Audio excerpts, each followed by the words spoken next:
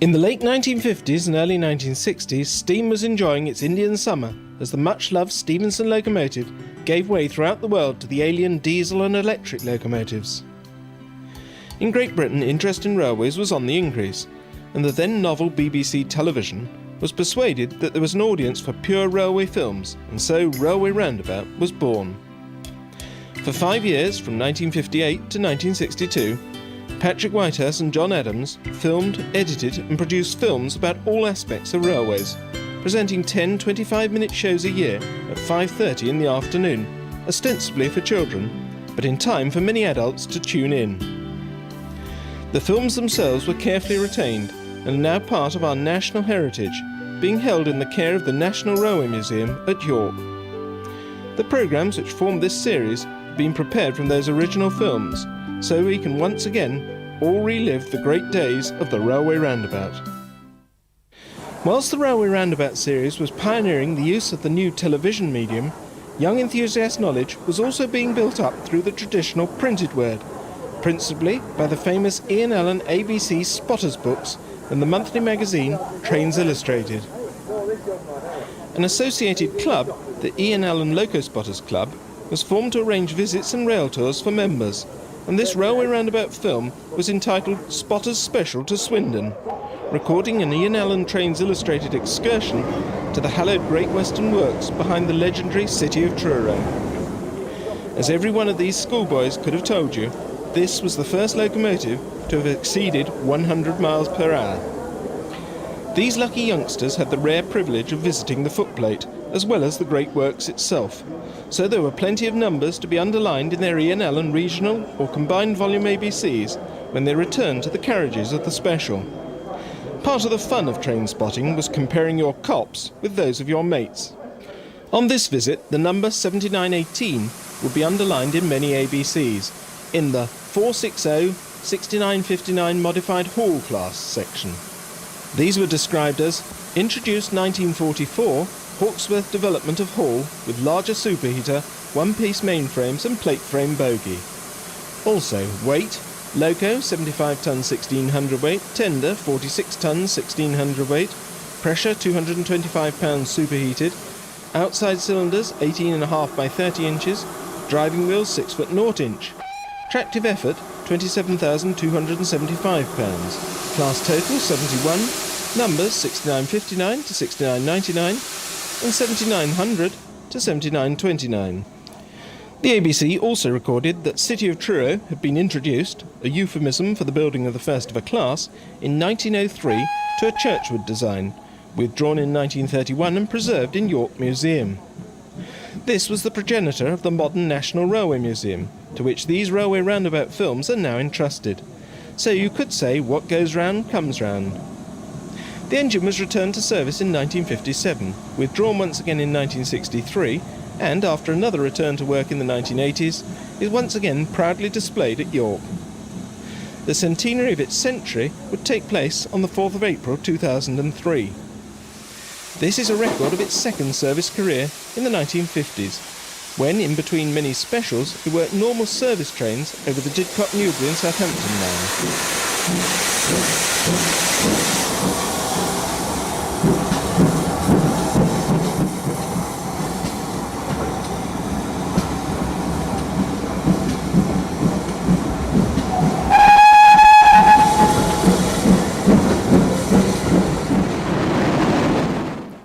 For spotters, the most exciting place to visit was a working locomotive shed. However, they weren't always welcome, and permits were almost impossible to obtain. But not for the Railway Roundabout team. They were universally welcomed by staff at British Railways depots and stations, as they had permission from the top, so were treated as VIPs. This was a very sensible policy, as the team could act in loco parentis for the spotters, giving them the pictures as if they were there, without the spotters actually getting in the way. Since all the footage was silent film, Pat and John would give a live commentary in the BBC studio as the programme went out, and could thus explain all the intricacies of what was being seen, such as this Jubilee-class barroom being serviced at the main Midland shed on the northern side of Manchester, Newton Heath. Although she was a visitor at the time, she would become a Newton Heath engine for the last 10 months of her life, from June 1964 until her April 1965 withdrawal.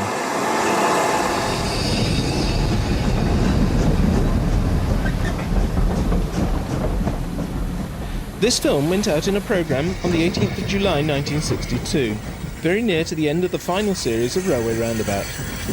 It had been filmed early the previous year, and featured a number of LMS locos which had already ceased to exist by the time it was shown, including this Aspinall 242 tank and the 060 number 52230, ordered by Aspinall to the design of his predecessor Barton Wright. The tank was visiting the shed from 27C Southport in preparation for a rail tour which was included in Volume 4 of this series. This was the time when large numbers of new diesels spelt the end for many steam classes and the downgrading of the duties of others. This Black 5 was another visitor to the shed, but was put on humble duties shunting coal wagons around the yard. It was still having trouble despite the assistance of 52230 at the back.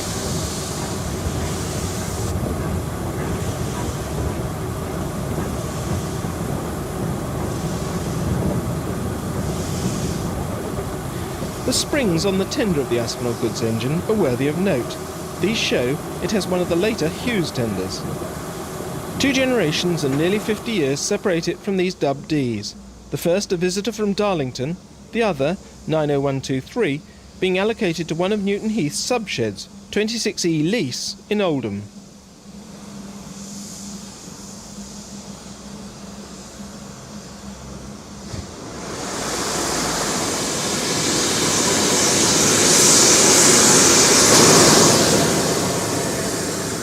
Later in its life, 90123 would become a Newton Heath engine, from April to June 1964. 2 resident engines follow, this being one of the shed's Black 5s. It stayed at Newton Heath until November 1964, by which time 26A had become 9D from September 1963.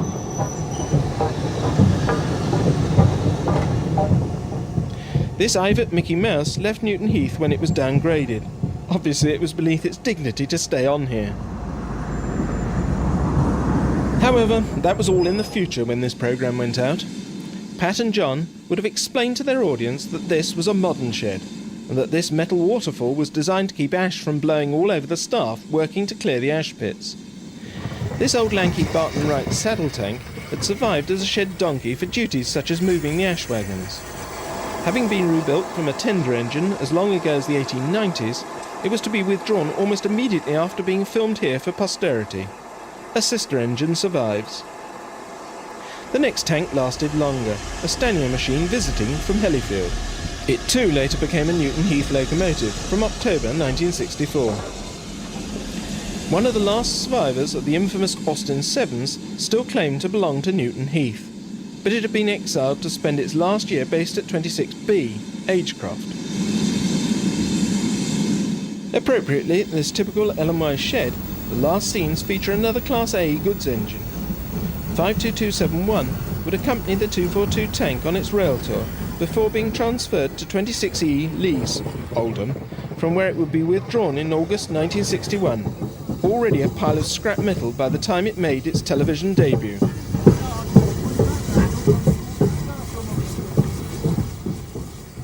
A final glimpse of the lineup includes a BR Britannia.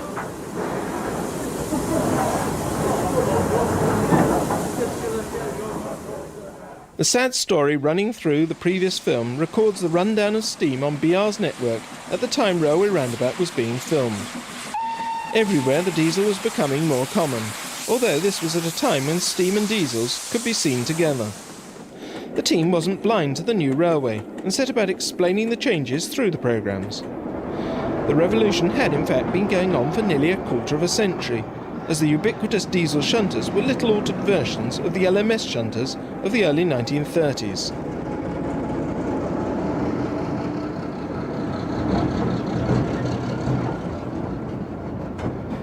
Mainline diesels, such as this BRCW Type 2 for Scotland and this Brush Type 2 for the Eastern region, were appearing in large numbers.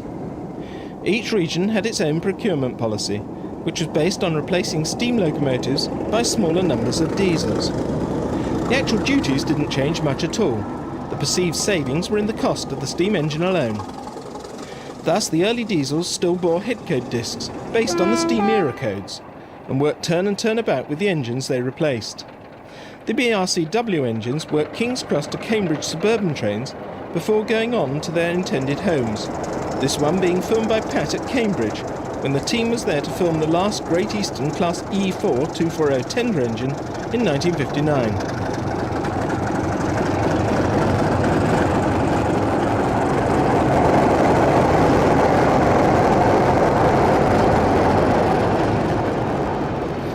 A completely separate part of the diesel revolution was more of a continuation of a quest to find a really economic form of working local and rural services.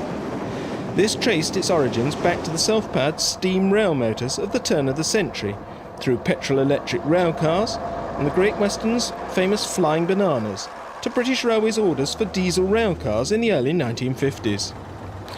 This programme became subsumed within the 1955 modernisation plan, and was massively expanded. 1955's Trains Illustrated Annual had an article entitled Ride with the Driver 1955 Style, which touted the greatest advantage these new railcars had for the enthusiast, the ability to watch the road through the driver's window. In 1960, the Railway Roundabout team took that advice to heart and recorded one of the first cab rides in a DMU, as they were now officially called, from Newcastle to Carlisle.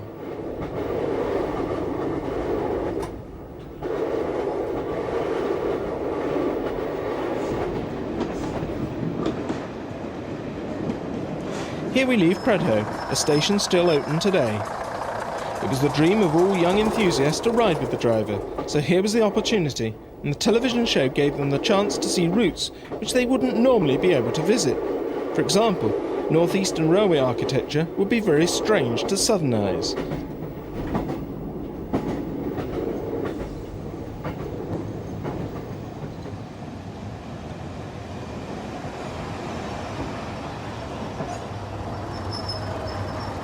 At Corbridge, we see a coal train awaiting the road behind a K1 mogul, although the quality of the coal seems somewhat dubious. The wagons are all former private owner wagons, many still exhibiting signs of their former ownership some 12 years after nationalisation. Although the Newcastle and Carlisle Railway was built as an independent concern, its stations exhibit true North Eastern style, as the N&C was absorbed by the North Eastern in 1862.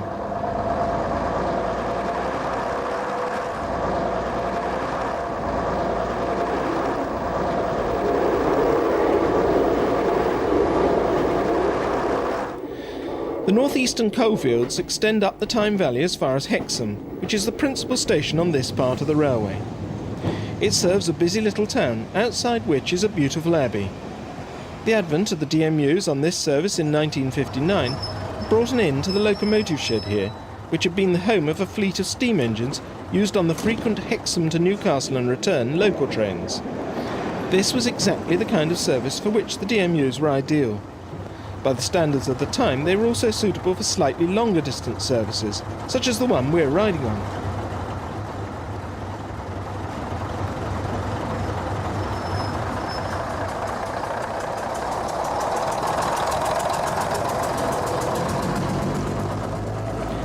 Beyond Hexham, there was once a double junction for lines to Reedsmouth and Allendale.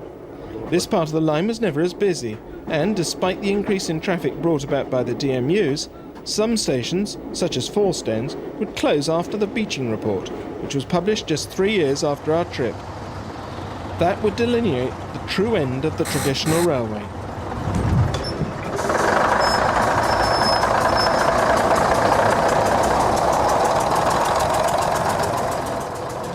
Beeching would never affect Railway Roundabout. Traditional goods yards still appeared to thrive, although traffic was dwindling fast. You could even visit the bar on some of these new DMUs. Pat and John knew they had to record as much of the traditional scene as they could, while they could. There was one more important station on the line, Holtwhistle. In the loop can be seen another DMU, waiting to work the branch to Ulston. We're going to stop off here and take the branch train. First we'll bid farewell to our through train, whose buffet car is prominent. This would last less than half the lifetime of the rest of the unit, a Metro Camel design.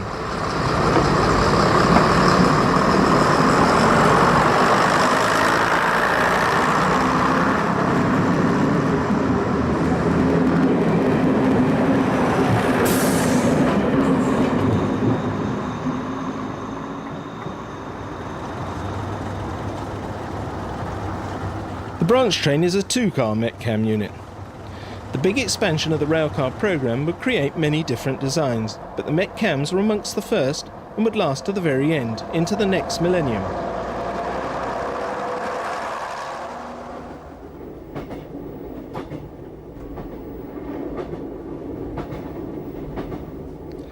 The Alston branch is very sinuous, and the view forward through the DMU's widescreen is completely unobstructed. This was a major advance for drivers as well as passengers, as was the opportunity to drive sitting down all the time. But many old-time drivers didn't like this, so the transition from steam to diesel was to lead to many leaving the railway service altogether.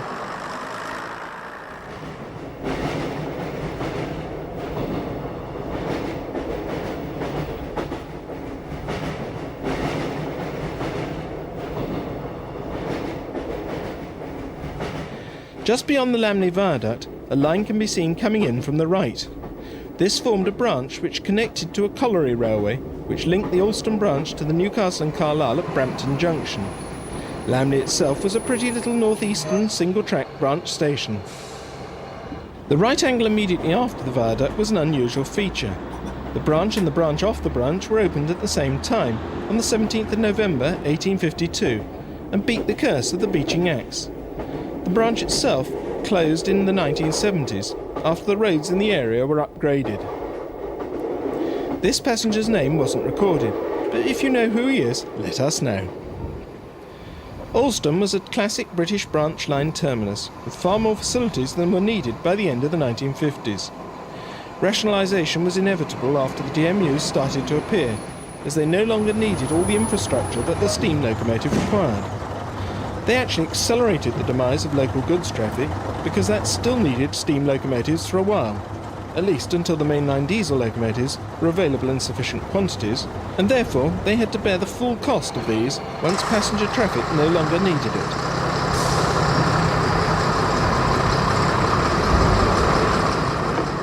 On the return journey, a cameraman could film from either end of the train, this view being very familiar to all those who rode with the driver in those innocent days.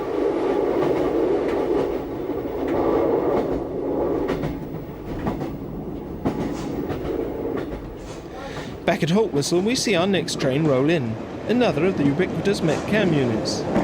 By now the weather has taken a turn for the worse, and the driver has to use his wipers, another benefit never available to the steam driver. Gilsland is 2 stops beyond Haltwhistle, and a fair number of passengers alighted here on this run.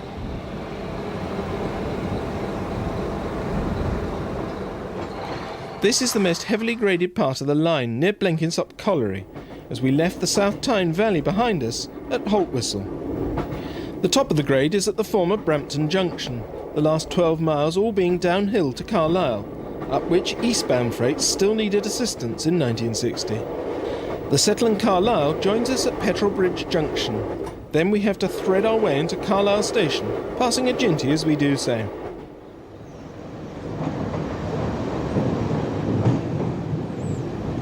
The station is pretty busy, but our Railway Roundabout team lost no time in crossing the station to record one of the steam railway's greatest sights, the legendary Royal Scot, about to depart northwards behind an equally legendary Stania Pacific. City of Hereford, the last one of all.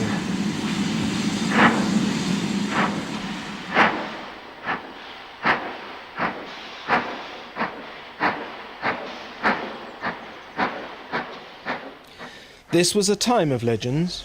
An immaculate city of Stoke-on-Trent, the penultimate Stania Pacific, is seen at Crewe during a special filming session to record the handing over of a number of restored locomotives which were to form part of the National Collection.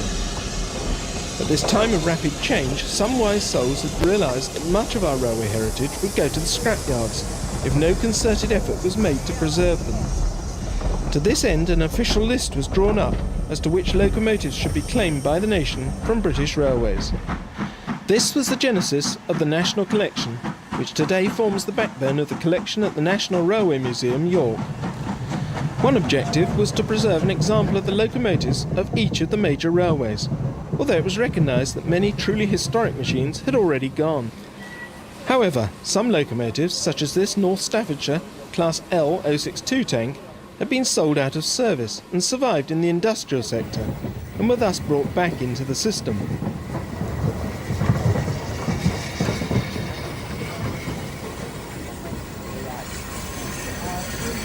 Since the Nottie was based at Stoke, this was an appropriate choice of Pacific. The engine was, of course, a product of Crewe Works, whose own small collection of LNWR relics was also on display. Notably this web precedent, number 790 Hardwick. This is the only preserved example of the massive London and North Western express steam locomotive fleet, as all the rest had been scrapped before anyone realised that such major historic artefacts had gone beyond reach. This was a major factor in the creation of the National Collection list. Its companion was the somewhat unrepresentative Singleton, Cornwall, which had survived as an engineers department loco long after its contemporaries had been melted down. It makes an interesting exhibit as an example of the Victorian large-wheeled single-driver genre, but it was very different in its original form, when it boasted a boiler slung below the driving axle.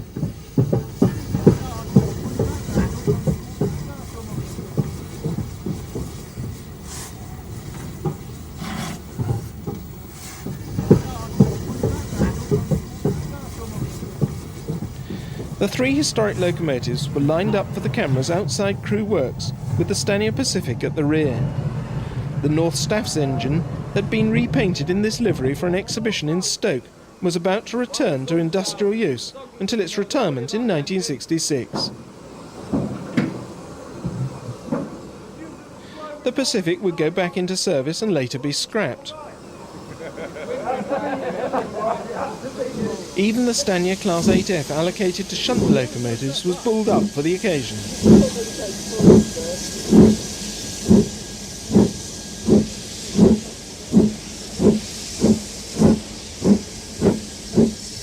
Cornwall can be seen today in Crewe at the Heritage Centre.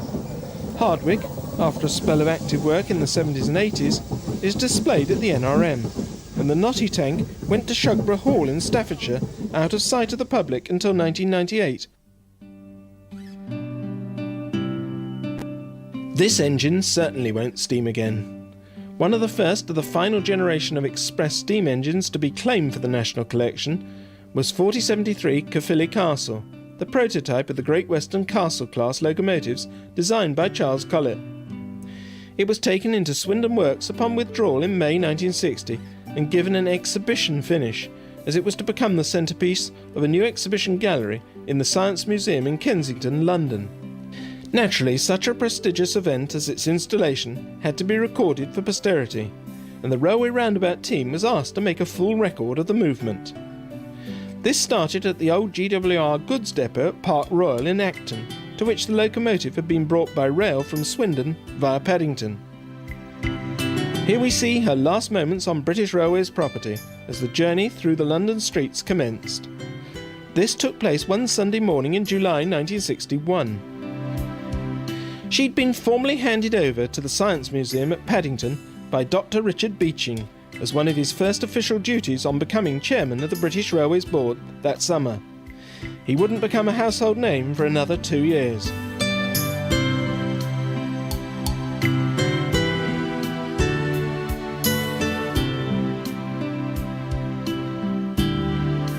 The tender had seen service behind a 4300 Mogul and had been attached to the engine upon withdrawal to replace the large 4,000-gallon one with which she had worked for most of her life.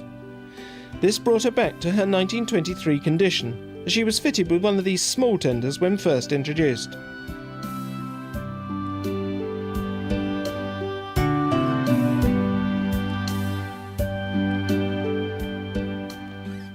The route to the Science Museum was somewhat complicated, as the engine had to be facing the right way round upon arrival, as the railway wing was to be constructed around it.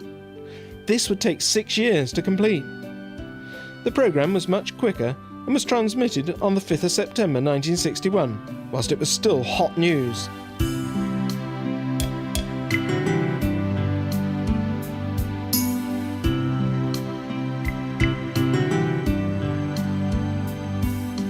There were a few heart-stopping moments during the move, when it looked like the clearances might have been too tight, but the experts from Britain's #1 heavy haulage company of the time, the nationalised Pickfords, had got it right.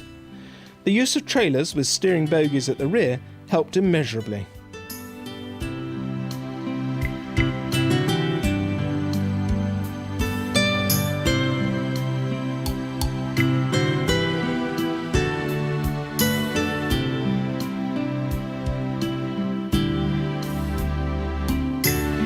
Pat and John were able to get to advantageous filming positions within the Science Museum complex as the engine was manoeuvred through the temporary buildings. The engine would stay here for 36 years, still in its immaculate Swindon finish, before being removed in the 1990s to Didcot when the transport display was to be refurbished.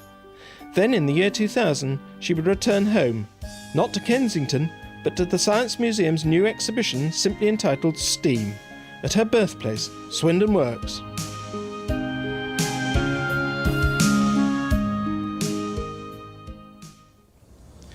The genesis of the truly remarkable National Collection can be traced back to those locomotives that the great private companies had chosen to preserve as a record of their own history, and one of the most notable of those is Lion.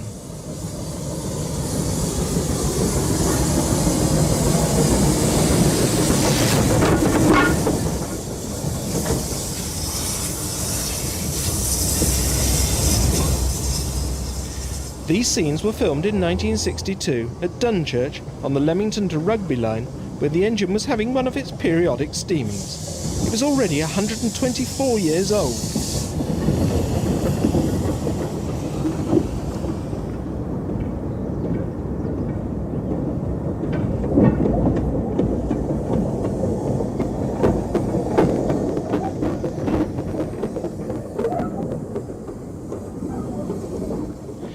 Lion had been preserved by the LMS in 1931, after a quite amazing career. She was built for the legendary Liverpool and Manchester Railway in 1838, less than 10 years after the famous Rainhill trials. It's difficult to envisage the speed of development of locomotive technology in those days, when new trains can take up to 5 years to come to fruition today. She shows a major advance in construction from rocket, and can be taken as a fair representation of the first generation of series production railway locomotives, after the early prototypes. She was L&M number 57, and built by the Leeds firm of Todd, Kitson and Laird. 7 years later, she became Grand Junction Railway number 116, and subsequently kept that number in London North Western ownership. She was withdrawn in 1859 after 21 years' service, but sold rather than scrapped. For another 69 years, she acted as a pumping engine at Prince's Dock in Liverpool, until the Mersey Docks and Harbour Board took her out of service in 1928. By that time, her historic significance was appreciated, and she was presented to the Liverpool Engineering Society the following year. The restoration by the LMS 2 years later allowed her to be put on display at Liverpool Lime Street Station until the start of the war. From 1939 until 1952 she was kept at Crewe, but in that last year she was steamed again to appear as the star, at least to railway people, in the film The Titfield Thunderbolt. She remained in store at Crewe until 1967, but ventured out on occasions, such as this one recorded by our Railway Roundabout team. Lion returned to Liverpool in 1967. Then once again she was restored to running condition by Ruston Diesels Limited in 1979 in order to appear in the Rocket 150 celebrations on her home metals that year. Today she's safely in the care of the National Railway Museum, and surely everyone hopes it won't be too long before we see her steam again. Pat and John followed all kinds of developments on the railways. The preservation of GN tank number 1247 was a particularly special one for them, and it seemed being prepared for its first enthusiast special in Molam's Yard at Hatfield. The early years of standard gauge locomotive preservation were strictly in the hands of the large companies in the nation through the British Railways Board. However, Pat Whitehouse, before the days of Railway Roundabout, had been instrumental in the first private preservation scheme, the Welsh Narrow Gauge Talyllyn Railway. This included the preservation of a number of locomotives and was the basis of the great preservation movement we know today. By the end of the 1950s, standard gauge preservation was in the air with the formation of the Bluebell Railway Society, but the very first standard gauge steam locomotive to be privately preserved wasn't to be one of the famous Pacifics, but this humble little Great Northern Railway Class J13 saddle tank. The engine was one of the last survivors of a class of 85 engines built from 1897, 25 of which were constructed by Sharp, Stewart & Co., as the need to re-equip the GNR fleet following the death of Patrick Stirling was acute, and Doncaster Works couldn't supply engines fast enough. In common with its classmates, 1247 had a long career out of the public gaze, becoming an LNER Class J52 in 1923 at the grouping. The class total was swelled to 136 by the rebuilding of the earlier J14s around this time, and they competently dealt with most of the former GNR line's shunting duties until the early 1950s, when they were replaced by diesel shunters. And there their history might have ended, but for a stroke of fate.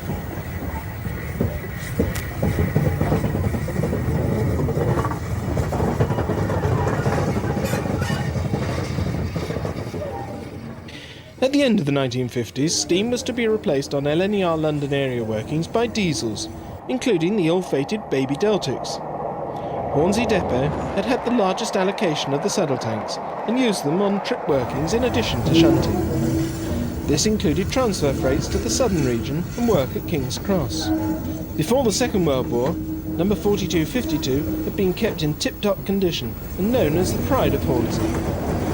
This pride continued into BR days, and number 68846, the former 1247, somehow received the fully lined out BR mixed traffic or secondary passenger livery, whilst all the rest of the class remained plain black.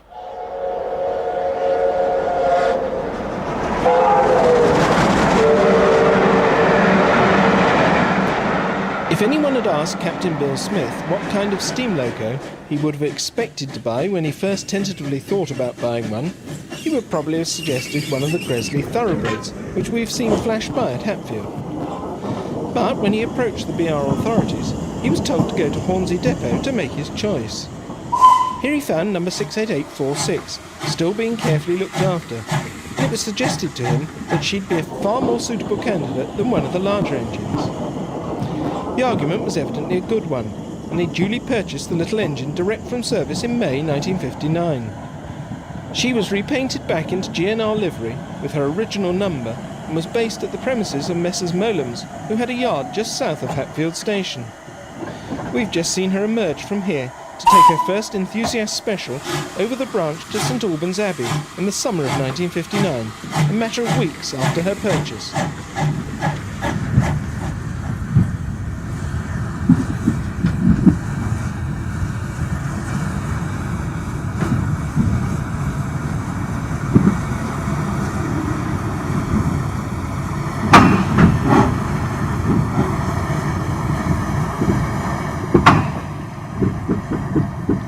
The branch was one of no less than three which converged just to the north of Hatfield Station.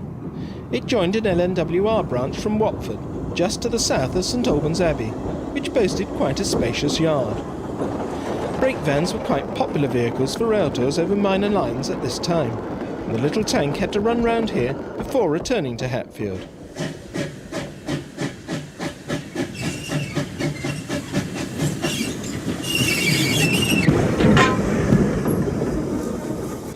This was a very auspicious debut. The little engine became very popular, and Captain Smith was to donate it to the National Railway Museum, so it became an integral part of the National Collection. It can still be seen at work today.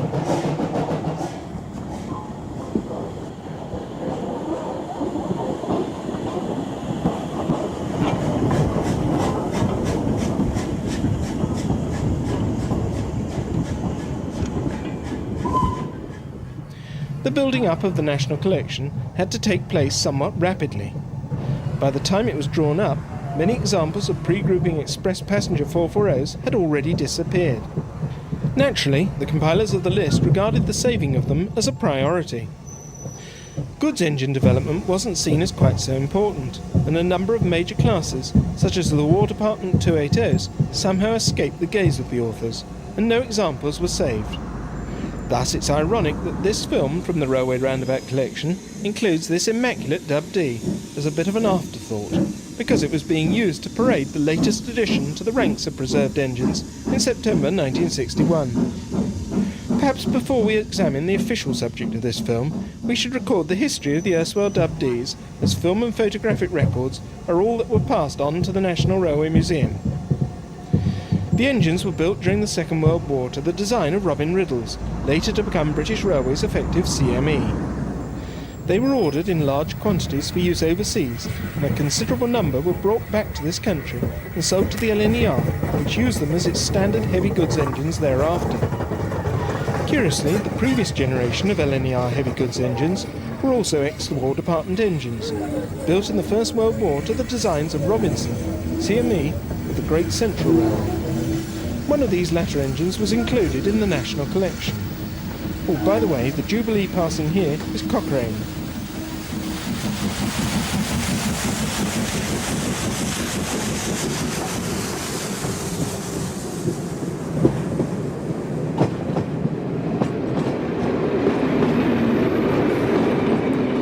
But we really must turn to the subject of this film. The engine is Butler Henderson, a typical late pre-grouping express passenger locomotive. It was also built to the design of Robinson of the Great Central, so it has a very direct link to the WD. Locomotives such as this represented a very important phase in the development of the steam engine in Great Britain, and also tended to be the peak of locomotive design on many pre-grouping railways. These railways have very elaborate liveries which reach their apogee on such engines, adding to the importance of preserving them, not just for their own intrinsic value. At the beginning of the 1960s, it appeared quite likely that post-grouping and BR designs would have lives measured in years, if not decades, still to come, but the 440s wouldn't. GCR number 506 Butler Henderson was chosen to represent that important company and was withdrawn in 1960 from Sheffield Darnall Depot as BR number 62660. She returned to her birthplace at Gorton Works on the east side of Manchester and was fully restored to the glory of her magnificent Great Central livery, in preparation for her installation in the then new Clapham Museum, the other forerunner of the NRM.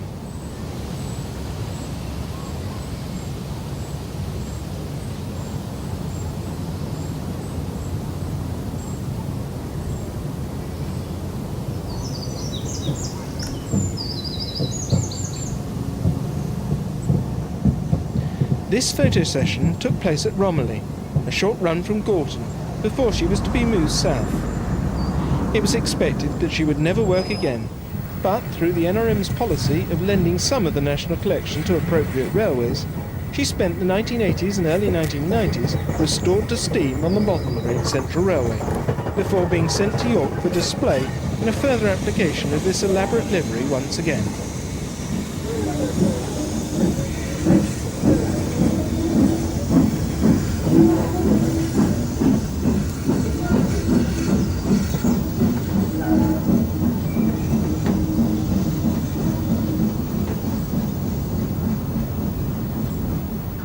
One of the most famous temporary exhibitions took place the same year at the Great Central's London terminus, Marylebone Station. Celebrating 50 years of the institution of locomotive engineers, it was an opportunity to display the progress made in locomotive design over that half-century. The National Collection's Midland compound represented the start of the era, as in its rebuilt form it dates from the foundation of the institution. The rest of the National Collection locomotives on display were still in service, notably the fastest steam engine ever, Mallard, representing the great pre-war era. This engine had long been a celebrity, its famous 126 miles an hour speed being marked by a plaque on the boiler sides. Only parts of the next engine would reach museum status, some of the cylinders and the caprotti motion of Duke of Gloucester. Ironically, this would lead on to one of the greatest achievements of the Preservation Age, when these were replaced by new items to enable the engine to work again. The replacements achieved far greater historic status than those which were preserved. The first representative of the modern era belonged to a class that was later regarded as something of a blind alley in locomotive development, as it was one of the last members of the Western region's short-lived diesel-hydraulic warship class. 3 very important coaches for locomotive engineers were displayed. A pair of instruction cars came from the London Midland region. whilst the Swindon-built dynamometer car represented the latest form of mobile testing equipment then available. It's sobering to think that today all this equipment could be duplicated by something you can hold in your hand. Examples of mainstream modern traction for all regions was on show. AC electrics for the West Coast Main Line, then being electrified, DC for the Southern, and for the East Coast, diesels, the legendary Deltics. D9003 was then unnamed, and the latest delivery of 22 production machines. They proved to be a unique design and were, sadly, not perpetuated elsewhere. The great variety of new forms of motive power then being explored by members of the institution was no better shown than by this exhibit, the unique gas turbine prototype number GT3, which was built on the frames of a BR Standard Class 5 steam locomotive. This handsome machine was to go down in folklore as a might have been, as it ran experimentally on the Great Central Line for a while. Sadly, it was too late to have any influence on the future of BR's motive power, as it needed much development time, at a time when BR needed to go for proven technology. Its number indicated its status, only the third gas turbine yet run on British railways. The end of the line as far as British Railways steam locomotive construction was concerned was Evening Star, then virtually brand new, a fitting flagship for the exhibition.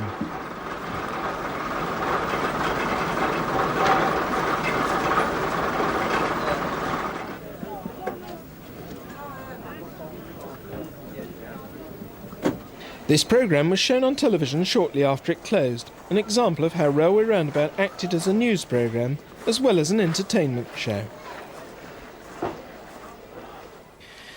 The next film falls very much into the entertainment category, both for the viewers and the production team. Pat and John had a particularly soft spot for the Scottish region lines that threaded the Highland Mountains, and made a visit there virtually an annual event for the series.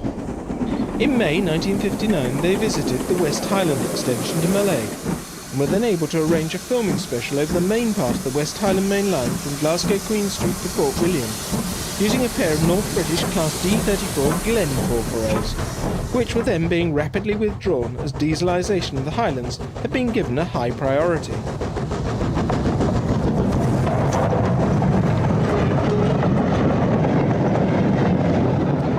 Here the train pulls into Crianlarich, later to become a full-time junction when the rival LMS Callander and Oban line was closed from here to Stirling.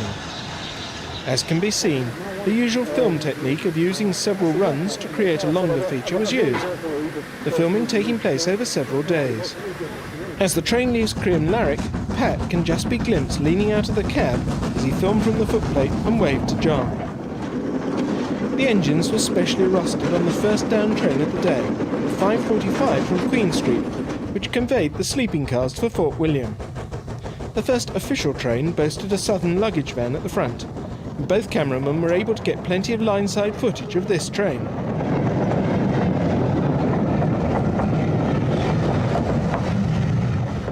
All stations were stops on this line, and Bridge of Orkney enabled Pat to change engines. The camera was held steady by a bracket attached to the cab's side sheet, which was as effective as a tripod was for line-side shots. Two line-side views were possible of the first train on the climb away from Bridge of Orkney past the distance signal.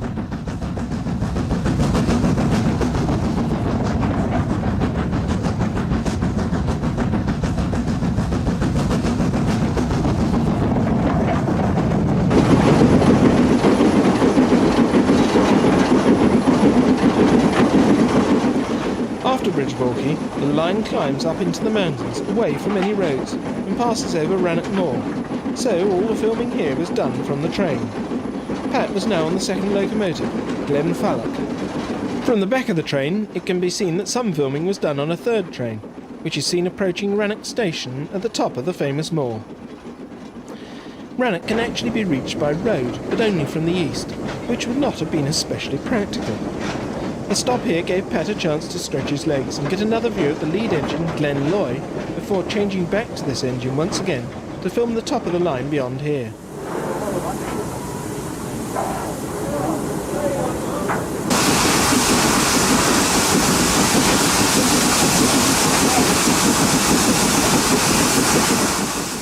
The The snow shed just past the viaduct is one of the best known features of this much loved railway.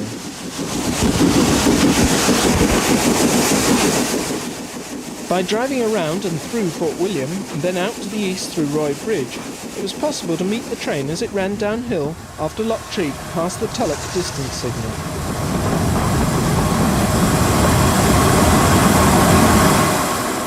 No more lineside shots were recorded until Fort William, Pat remaining in the cab for the rest of the journey.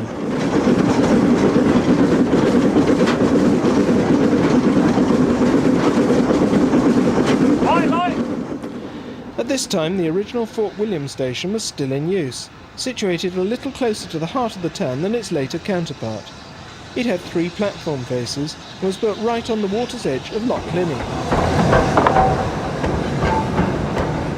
The main arrival platform continued beyond the station to form a quayside line for the fish traffic, but it was in use as a carriage siding when the footplate trip arrived.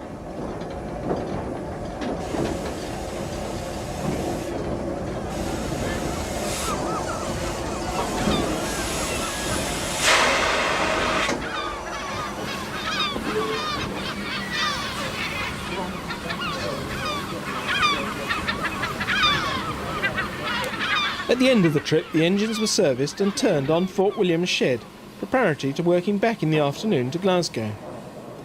The 2 engines had relatively short lives left ahead of them. Glenfalloch, despite having the later BR tender emblem, indicating a more recent overhaul, would only have a few more months in service, being withdrawn in March 1960.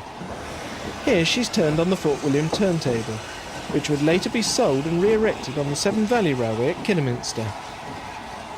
Glenloy was luckier and was to prove to be one of the last of the class in active service, being retired in November 1961. Happily, it may one day be possible to recreate this scene, as a new turntable is to be installed at Fort William Shed, and one of the Glens is preserved. This would be Glen Douglas, which was about to be returned to its North British livery when this trip was run. In August 1959, Callaire's work would outshot her in her original form, and she would become one of the famous 4 Scottish pre-grouping engines of that era that continued to work on special trains. Officially withdrawn in December 1962, she joined them in the new Glasgow Museum of Transport that was built around them. Happily, in the 1990s, she was removed from there and taken to Bowness, where she is to be restored to steam, and so Glen may one day round these curves once again.